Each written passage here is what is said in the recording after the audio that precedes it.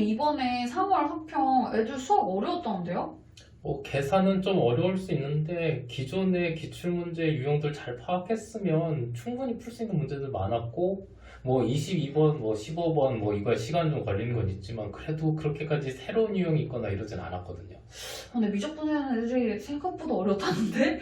근데 항상 막 유형 분석 이렇게 제가 옆에서 들으면 그런 말씀 많이 해주시잖아요. 네네. 근데 유형 분석 뭐 어떻게 하라고 하는 건지 애들이 잘 모르나 봐요. 얘기해주면. 네, 복습하는 것도 응, 뭐 제대로 하고 있는지 응, 그냥 기출문제 한 번 보고 나서 난 봤어 이렇게 넘어간 학생들이 많은데 진짜 그 문제 하나를 정말 꼼꼼히 챙겨봐야 돼요. 여기서 꼼꼼히 챙겨보다는 게 문제를 진짜 맨날 새로운 문제 찾거나 이런 학생들은 힘들어요. 왜냐하면 맨날 유형은 바뀔 거고 한데 그거를 기존에 있던 내용들을 다 알고 있으면 되는데 물어보면 그 기존 내용들을 다 몰라. 그러니까 그런 걸 잘 챙겨봐야 되지 않나 이거 먼저 생각하면 그 방법을 좀 잘 찾아봐야 되지 않을 것 같아요. 그럼 예를 들어줘봐. 그러니까 예를 들면 2022학년도 수능 9번 문제인데요. 이 문제에서 개념이 무엇이 있었느냐 보면 지금 PQ점이 만나는 점이 있는데 이 만나는 점에서 직선과 지수 그래프 두 개가 만나는 교점들인데 이 교점들은 직접 방정식을 이용해서 구할 수 있는 건 아니에요. 그러면 그 다음 조건이 무엇이 있었냐 보게 되면 PQ의 길이가 루트 5로 주어져 있었는데 이거를 제가 여기 그린 것처럼 삼각형 PQR을 이렇게 그리게 된다면 이 삼각형은 PR 대 QR 대 QP의 길이비가 1대 2대 루트 5라는 관계를 이용해서 좌표값을 하나의 미지수 A를 잡으면 A 플러스 1을 잡을 수 있었다는 이런 걸 이용해서 문제 푸는 형태였어요.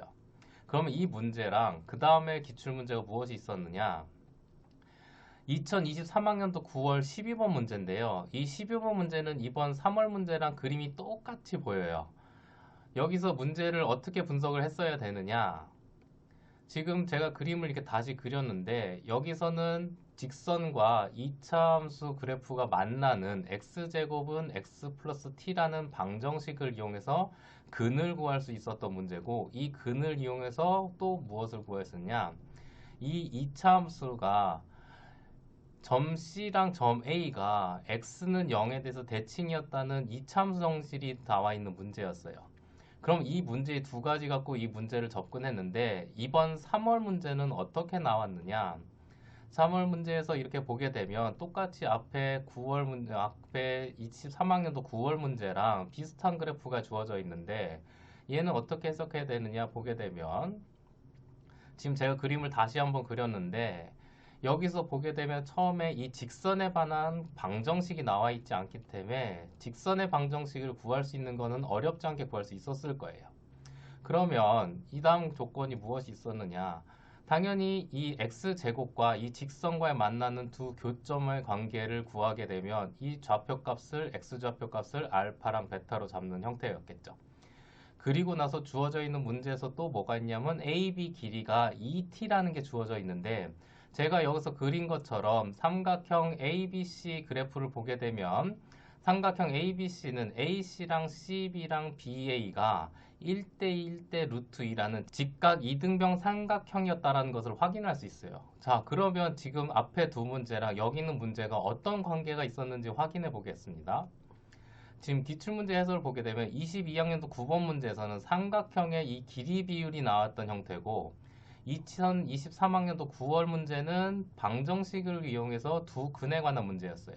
23년도 3월 12번 문제는 무엇이었느냐 관계에 있는 게 2022학년도 수능 9번 문제는 이렇게 삼각형 간의 관계를 이용해서 길이비를 이용해서 문제를 접근할 수 있었던 게 같은 개념이고 2023학년도 9월 12번 문제 같은 경우는 x제곱과 직선과의 만나는 교점을 이용해서 두 근간의 관계를 이용했던 문제이기 때문에 이런 문제들은 앞에 기출문제 형태에서 간단하게 하나하나의 개념들을 적용할 수 있는 문제고 똑같은 형태의 개념이었어요. 그래서 지금 23학년도 문제에서는 직선의 방정식 하나 구하는 게 추가되었다고 보는데 얘는 그렇게 어려운 형태는 아니거든요. 그래서 이 형태랑 2번에 있던 형태랑 3번에 있던 형태들을 조합을 잘 시켰으며 문제풀이는 간단했었고, 이런 형태 문제들이 이번 3월 모의고사 문제에서 상당히 많이 있었어요.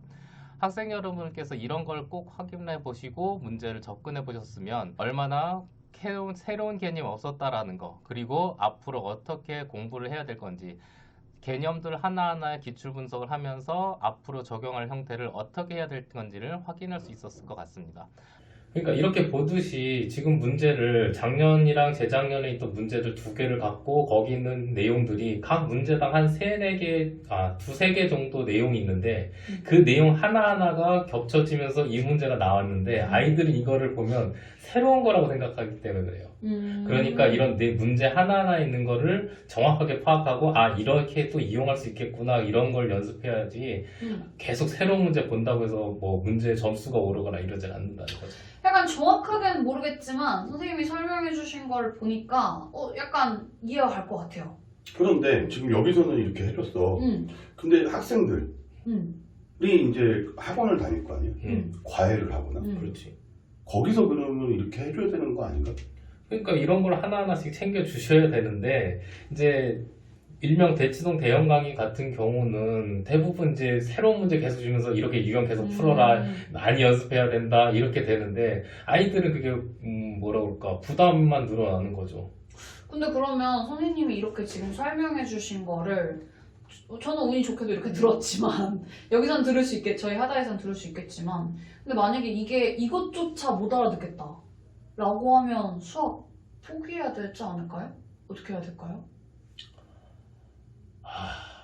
포기다.